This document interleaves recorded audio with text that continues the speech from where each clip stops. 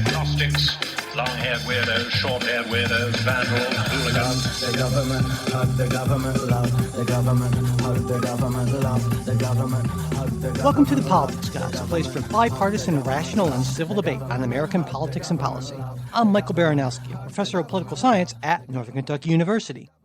I'm joined today by my conservative counterpart, Cleveland area attorney and defender of freedom, Jay Carson. Hey, good morning, Mike. Hey, Jay, how you doing this morning?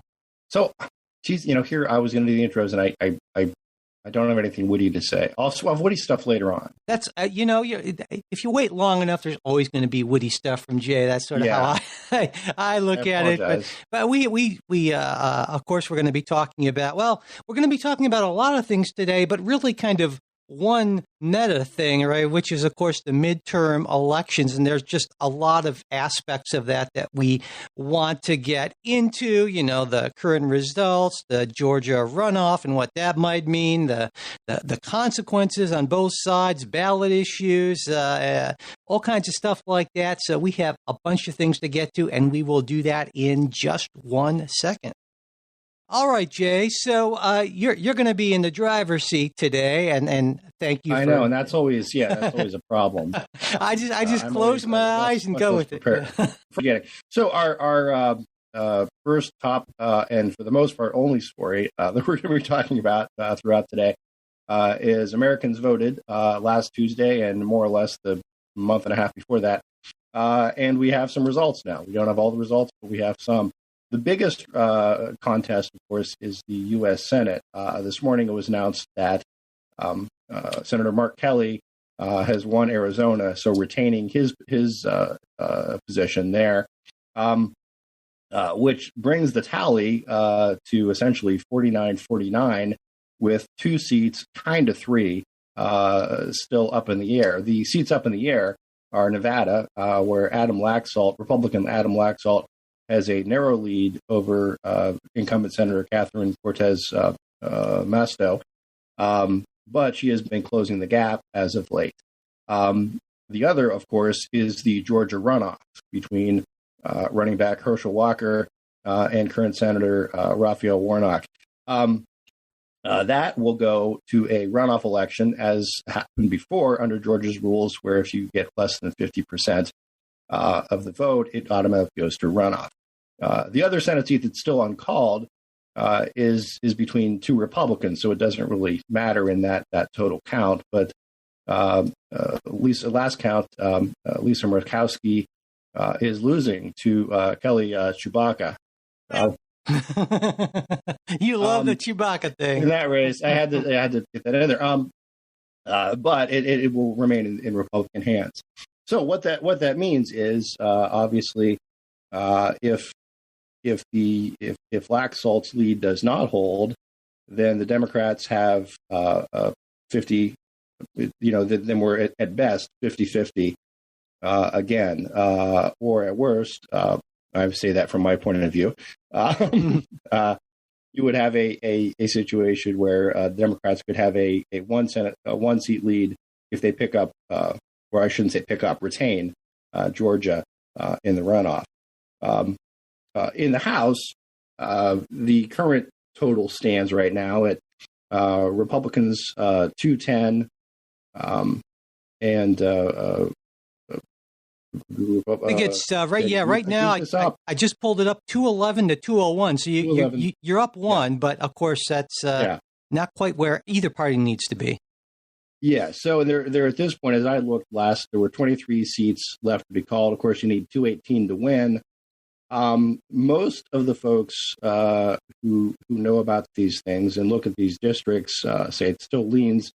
The districts yet to be called, for the most part, lean Republican, and they would predict a Republican net pickup that would be about 221, which would all told be about maybe 20 seat pickup, which would give Republicans a narrow majority in the House, essentially a majority of 3 votes. So that's where that stands there. Senator Rick Scott described it probably aptly as Tuesday's results as a complete disappointment. And I'm not too happy about it either, Mike. But yeah, there we are. So I guess we'll go first to your thoughts on, because I have a lot of things, sort of meta things to say on both the House and the Senate races. And then we can also talk, governor's races and other things that happen, because I think there's some interesting things there's some interesting interplay. Yeah. In those races. I'm going to lead off just real quick and get your thoughts on what the big contests were. One, of course, was Pennsylvania. Second, Georgia. We knew that was going to be a close one. Ohio, probably less dicey, but still a test of a Trump candidate. And then Arizona and Nevada. And Wisconsin, I guess, would probably be the other one. But to me, that one didn't really come off as a surprise. I think some people were more surprised that the Republican carried that than I was. But regardless, yeah, what are your thoughts? First, I guess, turning to the Senate. Well, just really quick on the House. Right now, the Republicans have 212 seats. So if they get to 221, it'd be a pickup of 9. And that, okay. So that's. I did my math wrong. No, I did. I was looking at. No, it's understandable that it would be off, because I don't think we certainly didn't see this coming. We were talking about a pickup of 30, which would be right in there with historical norms, and pickup of 2 or 3 in the Senate. And now it looks like, I think my best guess is that it's going to be either 50-50 or a pickup of 1 for Democrats in the Senate, and maybe I think a pickup of half a dozen to maybe 10 or so for Republicans in the House, and that is just stunning, right? I mean, that's but yeah, moving to the Senate, because that's what you said you wanted to kind of look at first, right? I don't care either one. Well, I mean, well, number one, it's pretty clear that the Democrats way outperformed the fundamentals, right? And I think there are maybe 2 things that are going on here. Number one, people underestimated the impact of Dobbs. And I think that was, we thought, well, how much will that's kind of fizzle out? Well, a little less of a fizzle than maybe a lot of folks expected. And number 2, I think, and this is maybe a little less intuitively obvious, is fundamentals are based on this idea that, well, when the economy is good, people keep the in party in. When it's bad, the reverse happens. But I think now, given how partisan positions have hardened so much, that fundamentals might not make as much of a difference anymore. Like, for instance, let's say you're a Republican and your candidate is a wholly unqualified, baby-making, abortion-paying for, amateur, and you think, well, he's not a Democrat, and so you vote for him. Or if you're a Democrat and your candidate is recovering from significant cognitive deficits, having just had a stroke, and you say, well, you know what? He's not a Republican. And so I think there's a lot more of that. And so I'm thinking that maybe fundamentals analysis isn't nearly as useful as it might have been, 5 or 10 years ago. So what do you think about that? I think you're right in part. I would say, and this is going to, people would say there's no difference, but I think there is. I wouldn't say Democrats overperformed against the fundamentals. I would say Republicans underperformed, right? That this was an opportunity that they should have been able to grab, but did not, for a bunch of reasons. One of which is Donald J. Trump, and not even so much directly, but Trump's influence in choosing some of these candidates. I disagree with the Dobbs piece for the reason that if you look at the breakdown in some of these races of other Republican candidates, and I'm going to pick Ohio, for example, Governor Mike DeWine cruised to, I think the last count, it was something like a 68 to whatever, 30. Mm-hmm. I can't do math in the morning, but yeah. Big win. 68, closing in on 7. One bigly, right? Yeah. And he is someone who he signed Ohio's heartbeat bill, which is one of the most restrictive anti-abortion laws in the country. And his opponent, who was a mayor of Dayton, Ohio, campaigned heavily against him, basically on that issue alone, and didn't lay a glove on him. In comparison, J.D. Vance, one, I wouldn't say it was a squeaker, but it was a whole lot closer than it probably should have been. And Vance, through the early parts of the campaign, was behind. And it was really sort of up until some life-saving infusion of cash from Mitch McConnell, of all people, that it was able to pull it out. So I would say, to me, the message is more that I think candidates matter. I think there's some abortion issues in Michigan which are a little different, right? That might have made the Dobbs a bigger deal there. But from what I see in a lot of races, and also if you look at Georgia, right, where Brian Kemp cruised to a fairly easy victory, while Herschel Walker was not able to crack 50%. So I think there is a discriminating taste in with voters, and to some extent, some of these Trump candidates and Donald Trump. I predicted this a while back, Mike, and you said it wouldn't happen, but I think it's Trump like Spinal Tap. Turn up to 11. No. His appeal is growing more selective. Okay, gotcha. You can understand. I went to the turn it up to 11 thing, but go ahead. Yeah. Well, both apply to Trump, really, sort of. But I think there's something to be said that, Trump's kind of mantra is winners win, and well, look, he won back in 2016, and I think you can say he notched some decent legislative victories and got some wins with Supreme Court justices.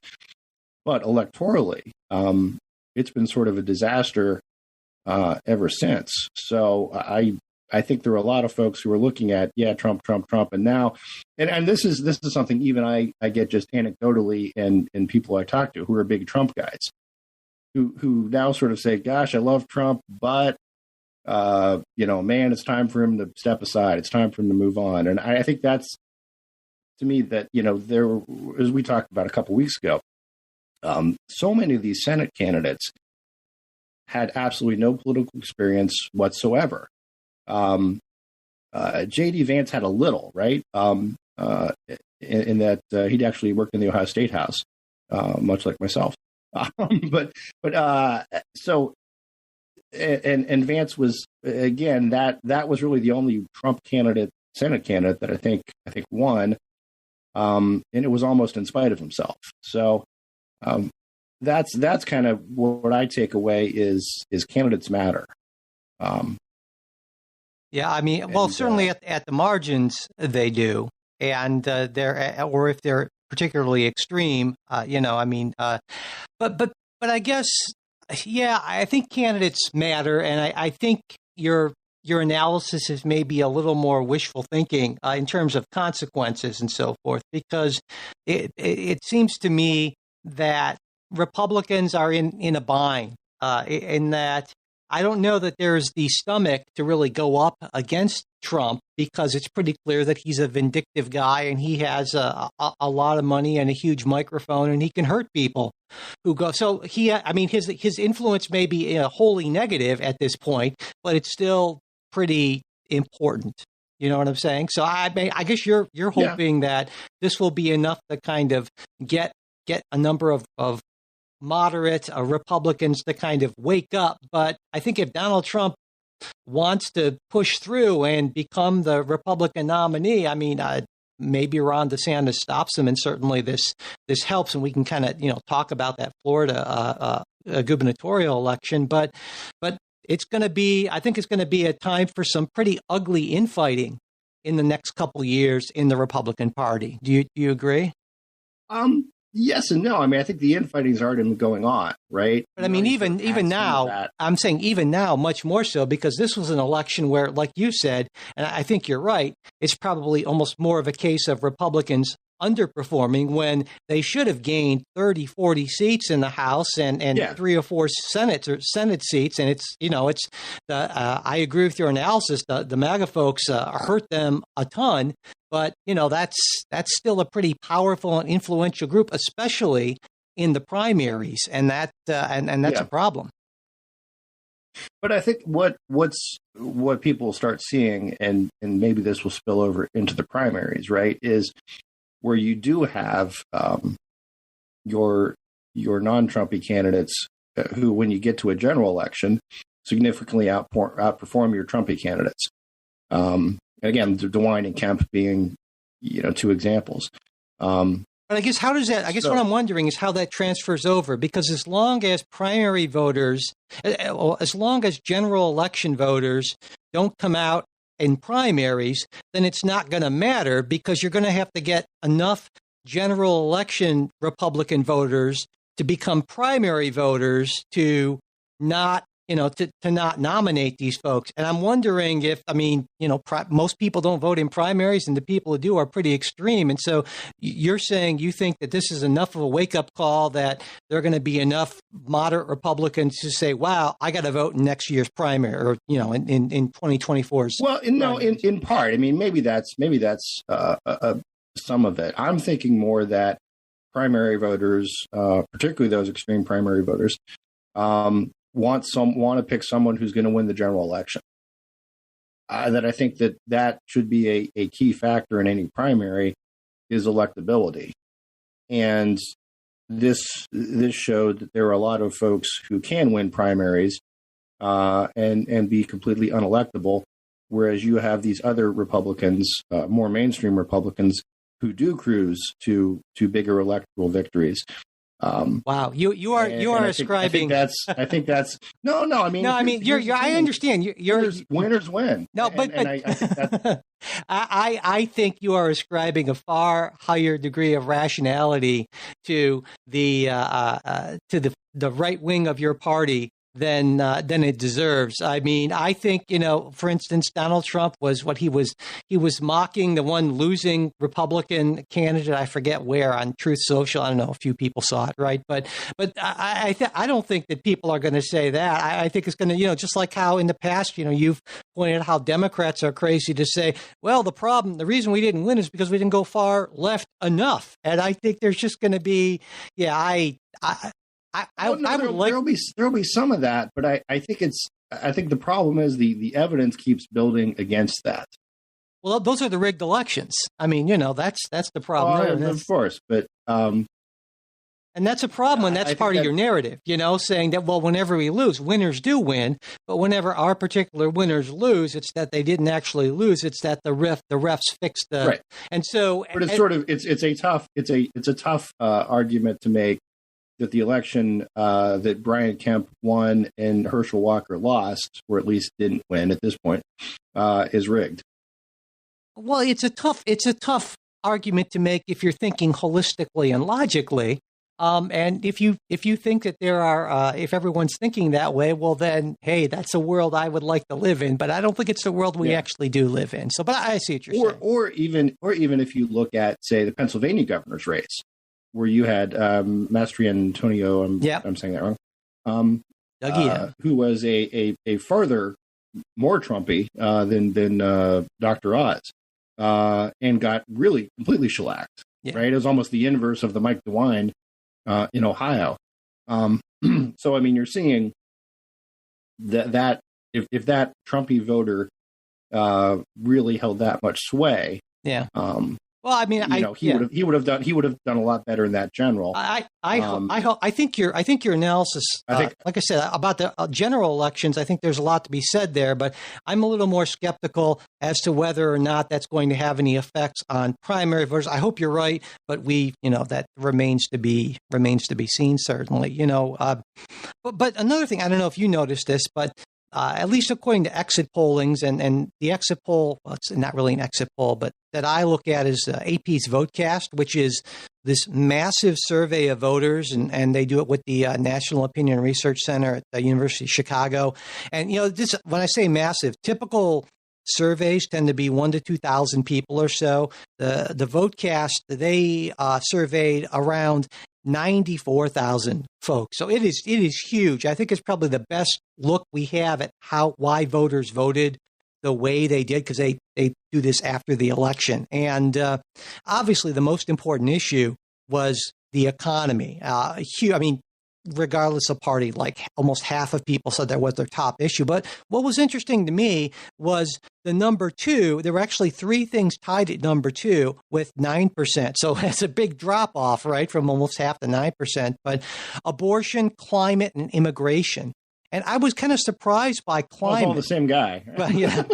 but I mean, what to me interesting was the partisan breakdown, because, for instance, among people who voted Democrat, climate was the top issue facing the country by like 87% of Democratic voters, as opposed to 10% of Republican voters. And to me, that's like a heartening sort of thing. I'm glad that people care about the climate so much. But you look at the breakdowns, and it's like, economy aside, we're living in two entirely different universes where the top issues for Republicans are like 86% of Republicans said immigration, top issue facing the country, 11% of Democrats. Democrats, 77%, abortion, a top issue, 19% of Republicans. It's just, the breakdowns are just so bizarre, and it's just so clear from looking at that wow, the worldviews are just so incredibly different. It kind of blew my mind. Yeah, no, I think that's wild. Yeah, I don't know how to bridge that gap. Yeah. Go ahead. No, there was someone on I believe it was part of the Fox election coverage. I won't even say who it was because you'd probably get upset. But joke that sort of it's the Democrats' number one voter. It's not a ethnic, racial, gender demographic. It's the NPR voter. Yeah, no. I mean, totally. It's that they're showing up. He said they're showing up, coming out there with a pledge drive tote bag.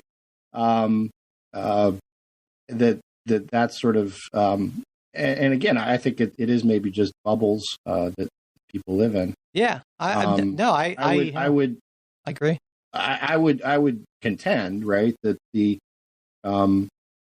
Republican view of the most important issues would tend to be more realistic, or at least more focused on what happens to people on the ground. Because you go to the grocery store and you see inflation, whereas some of these other things are less. And I'm not arguing global climate change. No, that doesn't. No. I'm not. That's what I was just going to say. I'm not saying that it's not real. Sure, but it's certainly less tangible. Yeah. No, that's yeah. If you ask someone which has a bigger impact on your day-to-day, month-to-month life, and they're going to say, well, the economy and inflation.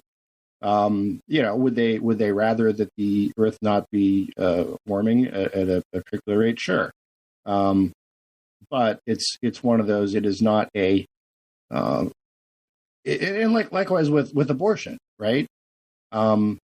It's not to say it isn't an important issue, but the number of people that it affects in a tangible way at any given time is much smaller than the number of people. Well, yeah, there's fill up their cars with gas. That's one way to look at it, but another way to look at it is in terms of irreversibility.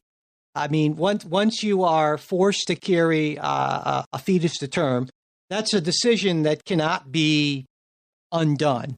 Once, at least according to some a number of climate scientists, once we get to a certain tipping point and we get to this, these global temperature changes, ocean acidification, and that's baked in. And right. Once that's done, it can't be undone. Whereas the economy, the economy gets better and gets worse. And so I think that's another aspect of it. And certainly that's why I feel that climate change is the most important issue, because there's, not necessarily any easy going back from it, whereas a lot of these other things, they ebb and they flow. Yeah, no, I think it's a good point. Although did I mean, I can't. Well, I shouldn't say I can't think there, because I'm sure there were candidates who really ran on climate change, right? Not so much. They maybe sort of they ran on things like I'm for alternative power, more windmills and solar, that kind of stuff. But not. All right, let me ask you. That wasn't the key issue for I don't think for anybody. Let me ask you this: the crime issue, that was something that a lot of Republicans ran pretty heavy on. I mean, you could argue right behind the economy. Are you surprised that didn't have more of an impact, especially given the crime numbers that we've seen in the last year or two? Yes and no. I mean, to some extent, I think almost the crime piece is maybe already a little baked in. Okay. Right? If you're voting Republican or Democrat. I see what you're saying. Sure. Yeah. If you're looking at, and it's also a weird dynamic in that places where crime is worst are Democratic strongholds. Right. Urban areas are going to have more, at least more overall cases, not necessarily more per capita. But I see what you're saying. Yeah. Yeah, and I think you could make the argument that and I haven't looked at the returns to do this, but you could look at some places that were Democratic strongholds and say, well, listen, this is a district that we typically win, 80-20, and now maybe we won it 70-60. Or in some cases, this is a district that Democrats usually win, 90-10, and now Republicans picked up a little. And for example, there, something that came out of this, particularly in Florida, is that Republicans made significant inroads with Blacks and Latinos, more so than they had in other years. And in part, I think you can tie some of that growth to the crime issue and immigration. Let me ask you about something a little bit different. The polls, because I've said for a while now that based on 2016 and 2018 and even 2020, that my assumption was that, my process was to basically take the polling average and add +3 for all the Republican candidates, and that seemed to be pretty reasonable. In fact, that's the approach I believe that Real Clear Politics took in their race predictions. But it looks to me like, actually, at least in this election, the polls, in most instances, there are some notable exceptions, like Florida governor and so forth. The polls were pretty dead on. I like a lot of folks, I look at 538's model, and they have these different models. They call it their light, classic, and deluxe. Their light model is just the polls, and then their deluxe is expert opinions and past performance and all that. And you look at their light model, and it's like, well, it's going to be a 50-50 in the Senate, and it's, Democrats have maybe around a 25% chance of holding on to the House. And that, to me, looks pretty much like exactly where we're at right now. And so I guess I'm wondering the extent to which, because I think maybe Dobbs has a little more of an impact than you do, and that maybe kind of throws things off a bit. But I'm wondering if maybe, polling organizations have kind of figured it out a little bit. And I wanted to get your take on that. Maybe, because I look at the same thing, right? Yeah. And I usually spot the Republicans a couple extra polls for the sort of the shy Republican effect, right? Yeah. So I don't know, but in a lot of cases, a lot of these races came really pretty close to what the polls were predicting. And our mistake, if you will, was to say, well, we're not going to trust them because they were wrong last time. And the time before. And the time before. I feel like, you get in something else. Yeah. But like, for example, and again, I look at Ohio because that's what I'm most familiar with. I mean, Ohio turned out pretty much exactly as I would have guessed, right? Yeah. Polls or no polls. And I think there's something else, that there was a little bit of a reversion to the mean kind of thing here. That if you say, well, the perhaps not fantastic Senate candidate won in Ohio as a Republican, and the less than fantastic Senate candidate won as a Democrat in Pennsylvania, there's kind of like, well, all things being equal, that's kind of what you'd expect to happen, right? that's sort of, again, reversion to what we usually see. A lot of these other places are sort of the same, right? It's kind of, well, it doesn't surprise me. Democrats won in Maryland. Yeah, all right, I see that. Sure, yeah. Democrats won in New Jersey, New Hampshire. It would have been the exception to the rule if they had. Yeah. So. I want to talk a little bit more about some things with Ohio and Florida, and also get into the Georgia runoff. Before we do that, let's just take a quick break, and then we'll be right back and get into that. So, Jay, I wanted to get into, before we talk about the Georgia runoff, maybe to talk a little bit about lessons that maybe both parties could take away from this. And because it seems to me, I mentioned Ohio, I feel like if I had to pick an ideal Democrat to run for Senate in Ohio, that person would look an awful lot like Tim Ryan. In terms of, he practically ran against the Democratic Party, and so the fact that he didn't really come, I wouldn't call it a super comfortable victory for Vance, but there was enough padding there, certainly.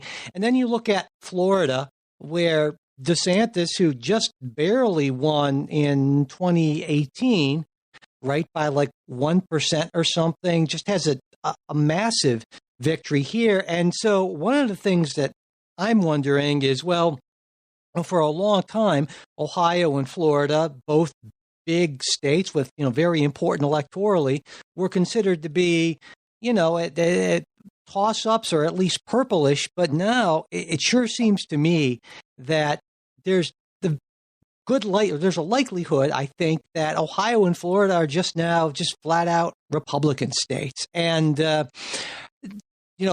guess that's not necessarily surprising to me, but I wanted to get your take on that. I think Ohio sort of has been a Republican state for quite a while. That's sort of like the default, right? Occasionally, it will go blue for a president in a particular year, right?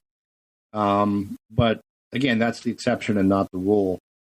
In terms of Tim Ryan, I do want to say, Tim Ryan ran a great, albeit I would argue disingenuous campaign about how he's the conservative, Nancy Pelosi never heard of her, kind of candidate.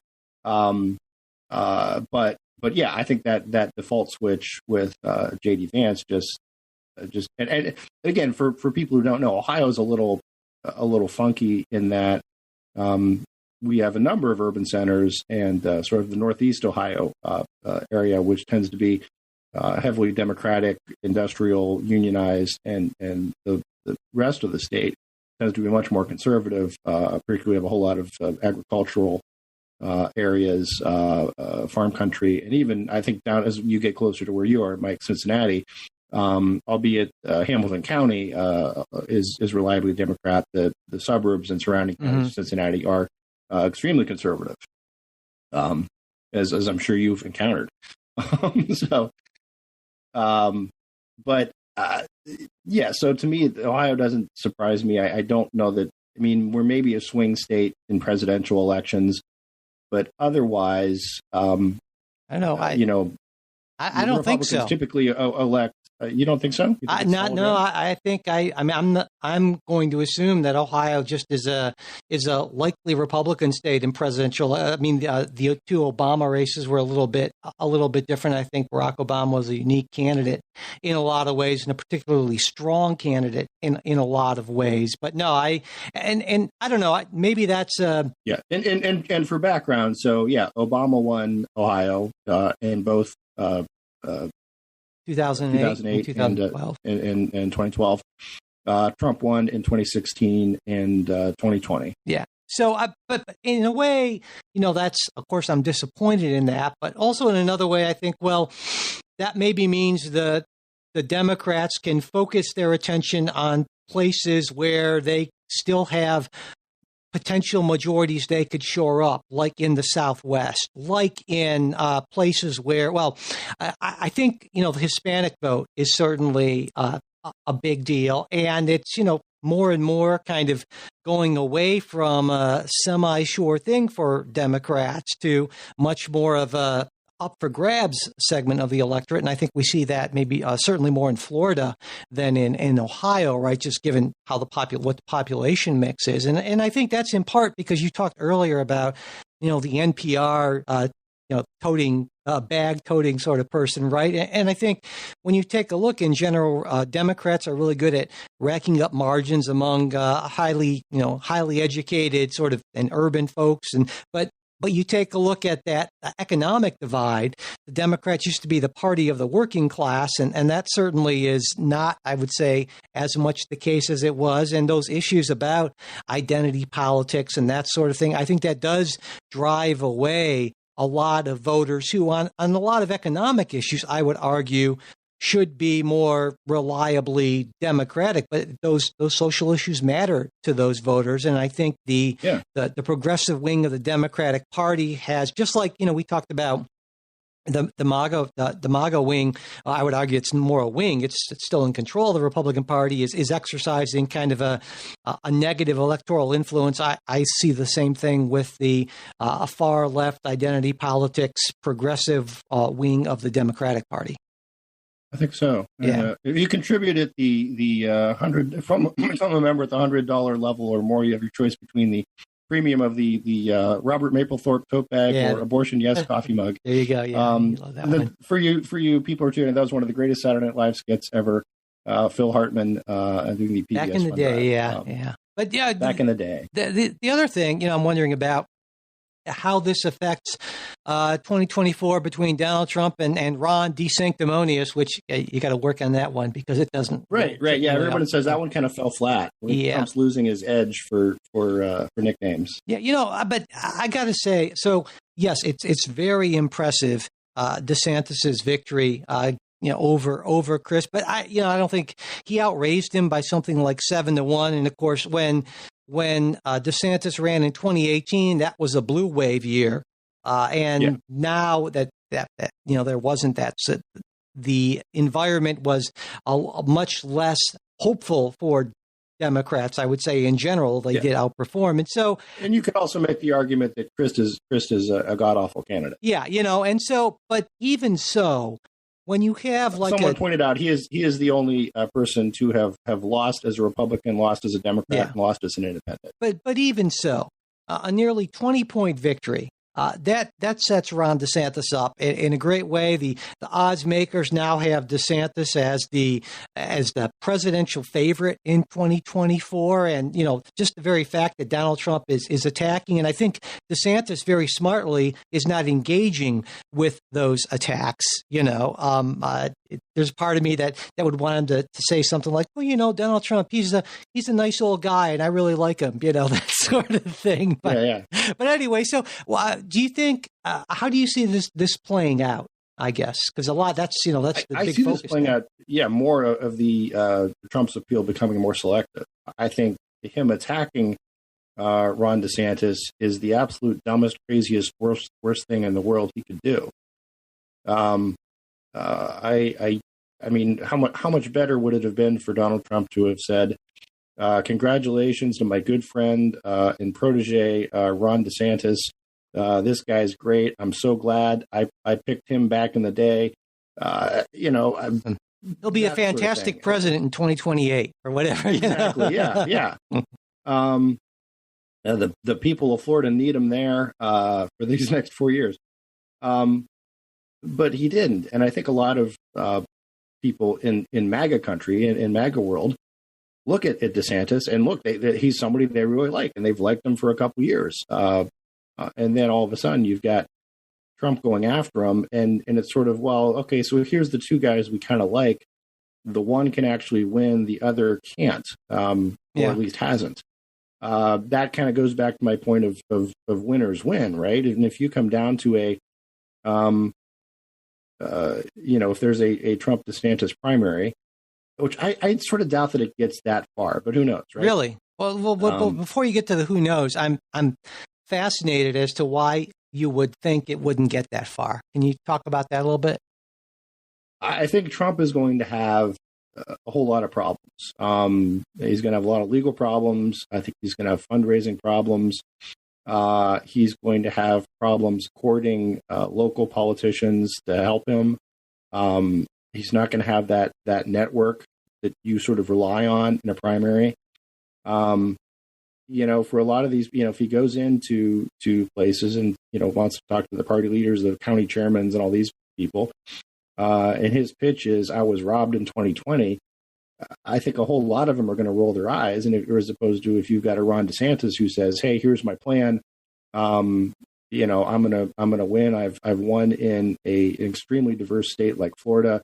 I can win in the general election. You want me, or you want 4 more years of Joe Biden? Yeah, I hear what you're saying. Yeah, I just think you have a. It's understandable. You and I came up in a time where politics worked differently. And under that model, yeah, I agree that's how it would go. But I don't think that's how politics works, or at least much less so. And so the idea that Donald Trump would talk to county chairman at all, anyways, I mean, Well, I take that back. Let's put it this way. But Donald Trump, you would expect here's the thing: if you want to at this point, be able to win a primary, I think you need to and ought to have those conversations with county chairman, the people on the ground, because I don't know that the enthusiasm is going to be there for Trump if there's also a DeSantis on the ticket. Yeah. See, So let's put it this way: if the primary Trump and Liz Cheney, well, I think that might be different. If the primary is Trump and DeSantis, then I think a whole lot of the MAGA country folks will say, hey, Donald, that was great. Thank you for your service.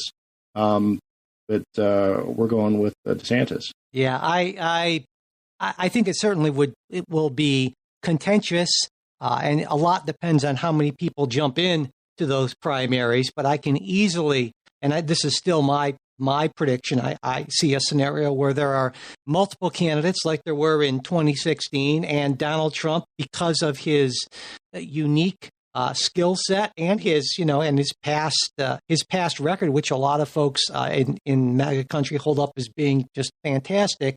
I think he emerges from an awful bloody primary as the Republican nominee still again. But and in a way, I'm not even sure if that might actually be my preferred outcome, and that's the weird thing. Well, yeah. Oh my gosh. Yeah. Because I would say that's the only Republican that Joe Biden can beat. Yeah, because I look at DeSantis, and DeSantis is pushing a lot of the same policy positions that Trump is pushing. I think DeSantis is just as much of an authoritarian, just as skeptical of actual democracy, if it doesn't go his way, than Trump. But he's so much more strategic, and so it's like what you have said before about kind of your worst nightmare is like kind of Donald Trump, but competent. Yeah, exactly. And Ron DeSantis is certainly competent. And so I find myself in a weird position. We'll talk about this, maybe not, probably not in this show, but in the bonus show, about this idea of, who do you root for? Do you root for someone who you're more likely to beat in the primaries? That whole issue of Democrats getting involved in Republican primaries. We'll talk about it in the bonus show. But that's a big concern for me, because either way, I don't know. Joe Biden, I think, is a tremendously weak candidate. It's not a surprise, right? But yeah, I have my concerns about DeSantis, certainly. But before one final thing I want to get to, that Georgia runoff. It's an interesting thing because, of course, the Senate race itself was incredibly expensive. Something like over $271 million on that race in total spending, which is just mind blowing. And by comparison, it used to be sort of what I would say benchmark, right? As we were coming up for like a Senate race, and in a state like Ohio or Georgia, which is you would say 20, 30 million. That's what it's just stunning. Up to 50, which is big. But yeah, and now we're and the reason for that, I think, more than anything else, is how these races have been nationalized. When control of the chamber isn't like in the balance every single election, then it's not going to attract as much money, certainly. But it seems to me that, well, I would handicap this as giving a Warnock a little bit of an advantage, because if you take a look at Chase Oliver, right, he gets the Libertarian candidate. He gets a little over 2% of the vote. And I mean, here's yes, he's pro-gun, but he's a gay guy who's anti-police and pro-choice. And so where do his votes go? I think probably a majority of Oliver's votes maybe go to Warnock over Walker. But I don't even know if it's going to matter, because I wouldn't be surprised if Nevada ends up being a Democratic hold, in which case this would just be a case of the Democrats being able to pick up an extra seat, certainly. But I don't know. What do you think about that? I don't know. So Walker, I mean, the last numbers I saw, well, not the last numbers, the final numbers, Walker was down by like 40,000 votes. Right. So that's the margin that he's got to make up. I think that's doable. Is it doable by Herschel Walker? Yeah, maybe another question. Would it have been doable by almost any other candidate? Almost certainly. And that's again the Trump thing of you look at this guy's lost, could well lose the Senate for us twice. So I would still give the edge to Herschel Walker, just on the numbers. Because I think. What do you mean? Well, hold on. To pick those up. So let me see if I understand. You give the edge to Walker on the numbers, even though he got fewer votes in the general election. Yes. Yeah. Because you understand why it doesn't track to me, right? I understand. I understand why it doesn't track to you, but I think he's going to get a lot of those libertarian votes. Even though the libertarian candidate is a gay, pro-choice, anti-police guy. Herschel Walker funds abortions. What more do you want? Right? Okay. I got to say, I really like Oliver's, one of his things, right? I'm gay and I'm armed. How do you not? Kind of, you go, Chase Oliver. Anyway, but I think you're wrong on that one. I think Warnock. Do you think Chase Oliver was picking up a whole lot of gay votes? Well, I mean, I don't. Libertarians are weird, right? Because I mean, so many of his stances are, I would argue, skew a little bit more toward Warnock. That's my whole argument. But then again, who's going to come out and turn out and vote? I don't think it's going to matter in the end, because I think Republicans or Democrats are going to hold in Nevada. Yeah, against. Yeah, I mean that's Black Salt. Black Salt is just a horrible political name too. Can I say that? That's not a great name. No, definitely. It's like. Ask your doctor if black salt is right for you. I mean, just sort of, I don't know. Yeah. It sounds, it's anything that's, That's neither here nor there, nor sophisticated analysis. But sometimes names do matter, right? I mean, there are good names and bad names. Yeah. And that's not a great one. Why don't we end by talking about ballot issues? Because there were a bunch of ballot issues, and some that were, I think, for instance, we had abortion and pot, the two, big ones, and some other stuff as well. But what's your take on the results of the 5 states in which abortion was on the ballot? I think it's not surprising, right? I think where the American public is they want to see a right to abortion, but they don't approve of an unlimited right to abortion up into up into the through the third trimester and just before birth. I really think that's sort of and if you look at polling across even Republicans, Democrats, there's the extremes on either wing, but I really think a lot of Republicans could live with the idea of okay, well, there's a right to abortion up to the whatever, if it's 15 weeks, 20 weeks, whatever, but it's not absolute, and there are limits. Because the ballot issues vary, by how they work on that. But I think that's been my theory for a while, and you kind of poo-pooed it, but I think that's where we end up, right? It's going to be sort of a back and forth for a couple of years, and then we're going to kind of reach sort of that equilibrium whether it's through ballot issues or enacted measures by a legislature. What did I poo-poo? Sorry, I was going to say the idea that we would reach sort of an abortion equilibrium. Oh yeah, I don't think that's going to happen. After a couple of years. I tend to think you are far less of a believer or far less of an agent of chaos than I am. You like to think that things are going to kind of work themselves out and kind of calm down and so forth. And I think you're just nuts to think that. But it's one of these cases where, of course, not of course, but I'd like to believe you're right. But I think you're just deluding yourself. But anyway, on the abortion thing, of course, in all 5 of those states, the pro-choice position won. And I'm wondering, so then you're saying you think that maybe Republicans overplayed their hand on this one? Well, I don't know that there was a hand to overplay, right? I mean, Dobbs was what it was, and it teed it up to put it on the ballot. But for instance, like to the extent you had, it was particularly in Michigan, right? There were, it was a sort of all or nothing. I think so, but.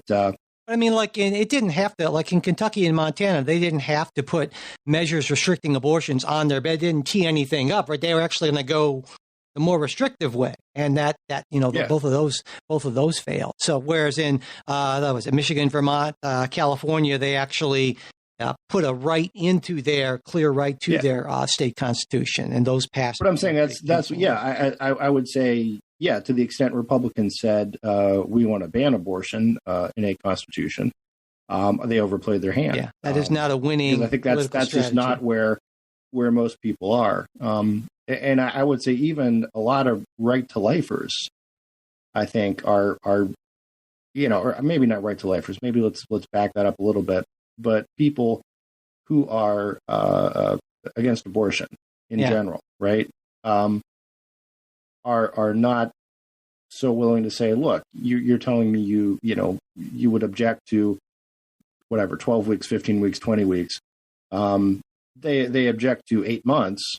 Except in the, circumstances of life of the mother and so forth. But those other limits, again, similar to what we have, what they have in Europe. I think that's, and the Lindsey Graham kind of threw it out as the federal piece, 15 weeks. I think that's probably where that equilibrium is at some point, and at some point you lose enthusiasm from those extremes, for fighting over. Right? I mean, I don't think so. I again, this comes back to where we fundamentally differ. I think you see a world that's far more rational than I do, and so no, I don't think the pro-life movement is going to just sort of say, well, let's just settle for it. No, because that's not how extremists work.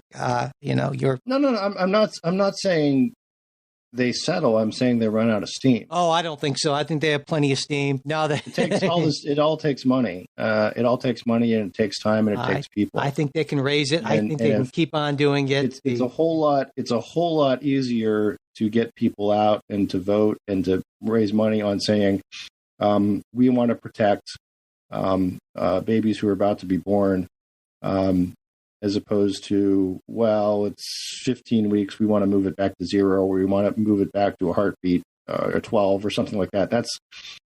I just think that's a tougher. No, I think it's on this particular issue. It's like, hey, this is from the moment of conception, this is an ensouled life, and therefore, at any point, this is murder. This is no. So I don't on this particular issue. I don't see that going away at all. But let's move on to something that's a little more mellow. Recreational pot, right, on the ballot in 5 states, 2 wins in Missouri and Maryland, and 3 losses: South Dakota, North Dakota, and Arkansas, I believe. And those losses weren't very close. So, what do you take away from that? Laboratories of democracy. Yeah. Right. I mean, I think that's okay. Again, I have my issues, as do you. I won't throw you into that thicket again, with recreational pot. But look, if people are going to vote that way, and allow it, then okay, they can give it a shot, see how it turns out for them. I don't think it'll turn out well. Well, we'll see this, but we'll see. Yeah, this, I think, kind of fits in. I wanted to bring this up because it kind of fits into sort of your argument where I disagree with your argument about compromises on abortion. I think on pot, we're seeing more of that because it's less of a do or die kind of issue in that, like, for instance, you can't say is it a moral, I suppose there's some moral piece to it, but it's one of those, here's the policy that I think is better versus here's one that I think is worse. Because I mean, in all three of the states where recreational pot law, South Dakota, the Dakotas and Arkansas, they all have legalized medical marijuana. And so there's like, well, how much is okay? We're okay for it for medical purposes, wink, wink, nudge, nudge, but not just anyone buying it, without some kind of BS doctor's notes. Well, you also, in those kind of places where you have that sort of system, you've got vested interests in keeping the system and keeping the monopoly, as it were. That's a good point. Yeah, there are some players there. There are people who are going to spend money to protect the medical only piece of it. Yeah. So so now if you're following along at home, we now have recreational pot legal in 21 states, none actually in the southeastern part of the country. It's mostly the coasts and a few Midwestern states. And you compare that to medical pot legal in 37 states, and let's say including all three of those states that rejected it in recreational legalization in the last election. But and then finally, I want to talk a little bit about voting changes. And America's work ethic continues to soar. But go ahead. Well, voting changes, right? We're on the ballot in 6 states. I mean, Michigan and Connecticut made it easier to vote, and both of those measures passed by pretty large margins. Nevada, I think, looks like it will. I don't think it's decided yet. Will approve a measure for that RCV, ranked choice voting. There's some wonderful irony in that, isn't there? Go ahead, explain. Well, no, I think this is an issue that we didn't really put on a schedule, but it's kind of election related, and is the why the hell is this taking so long? Issue has nothing to do with ranked choice voting. That's just no. It in this case it does. Well, no, it doesn't. Kind of, sort of in Alaska, maybe, but nope, doesn't. It's a matter. I mean, the actual process of tabulating the votes takes literally minutes. I mean, it's nothing to do with the process itself. It's about how election boards decide, or how the media reports on these things, and we talked about this when we talked about the ranked choice voting thing. So no, it's not an inherent problem with the process itself. No, but hear me out. But I'm saying there's an inherent problem without ranked choice voting. We've got an issue of why the hell is this taking so long, and I think it is due in part to, one, we've got closer elections, so fair enough there, but we've expanded so many different ways to vote, so many different exceptions, and I see. Okay, yeah, I see what you're saying. You're right. To do that, so it used to be, right, the only people who could have their votes counted after election day were servicemen and women who were serving overseas. Wasn't it? Though I think it's always been, if you had a postmark, if you were an absentee voter, pretty much everywhere. If your ballot was postmarked. No, I think most places had absentee ballots had to be received before election day. And if you couldn't get it there before election day, you'd have to vote in person. I guess that was a lot of states. I know Ohio was like that. Yeah, when the Postal Service could actually deliver things on time. But they've changed that, and in places like Nevada, it's one of them, where you have more and more either. In this case, there were a lot of essentially same day absentee ballots, right? I hear what you're saying. But they showed up and dropped. Okay. What I'm saying is, I think there's a value to democracy in having a clear winner as soon as possible. And the longer these things drag out, the more suspicion it generates, and the more opportunity there is for shenanigans, whether you believe they take place or not. But I think that's a problem, right? I mean, let's put it this way: if we were in if it was a red state type thing, and or let's say it's Pennsylvania, and all of a sudden, we're still counting, and Dr. Oz is making a comeback. He's going to win. He's going to pull it out, right? And it's 2 weeks later, and of course, would you be skeptical, or at least think that maybe that warrants looking into? No. I think that whole argument is ridiculous. Trust guys. They're government employees. No. I think that whole argument is ridiculous, and I reject it out of hand. I make sense logically on one level, but this idea that, well, it's important, we need a result right away, because even if that means that people who say voted and mailed in their vote before the election, well, it's too bad they don't. No, I think that's a horrible argument. This idea that we can't, for the most important single act we make as citizens in a democracy, that we can't wait a few weeks, have a modicum of patience for something that's this important. I think that's horrible. I think that's a bad argument. Bad argument. So no. Yeah, I think you're missing the point here. It happens sometimes. Is that the one of the reasons why we have delays in elections. First of all right, you can see delays in election results can breed suspicion. Right? I mean, they do. Yeah.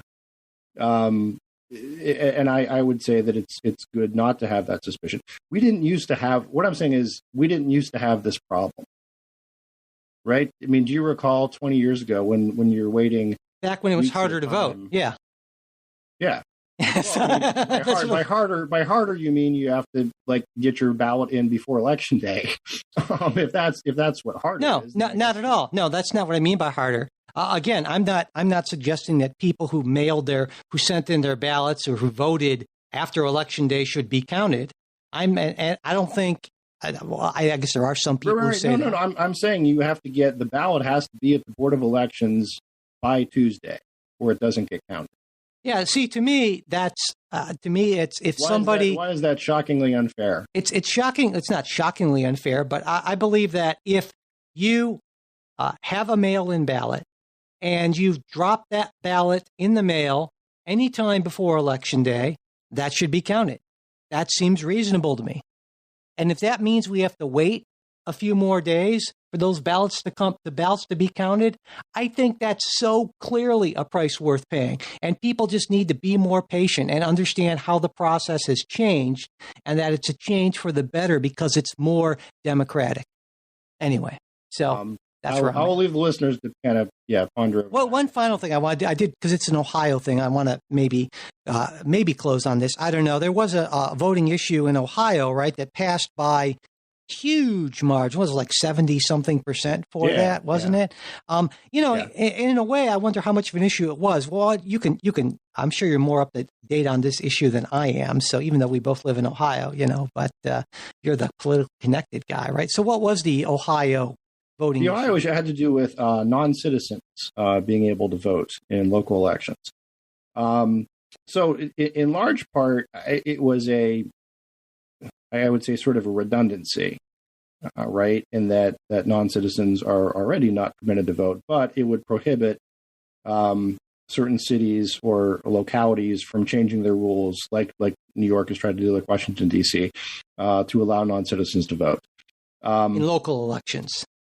Yes. Now, I think there would have been an argument under the Ohio Constitution that cities couldn't have done that their home rule authority would not expand that far. I don't know. That's a good question, because Ohio does have this what's called home rule, where cities can sort of make their own rules on a whole lot of things, up to the point where it conflicts with governing state policy.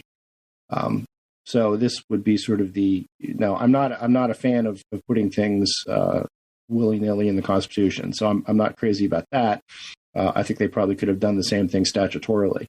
But there we are. And I think it's generally a good thing that we would say only citizens can vote in elections. Yeah. This is where you and I agree, because I feel like that citizenship as being sort of a basic criteria for voting. I'm okay with that, and there are clearly some people on the left who don't. And I understand the argument. It's that if you are a long-term resident of a place, then you have some sort of a stake, and certainly you do. But I'm just not quite prepared to go quite that far as some folks to the left of me are. And there actually, Jay, if I may, I know we're running a little long. There is one other thing I wanted to bring up is that coming back to lessons learned, you talked about kind of the big Republican lesson, I guess, that the MAGA folks are kind of a drag on the party and it's not a winning strategy going forward. I feel like I hope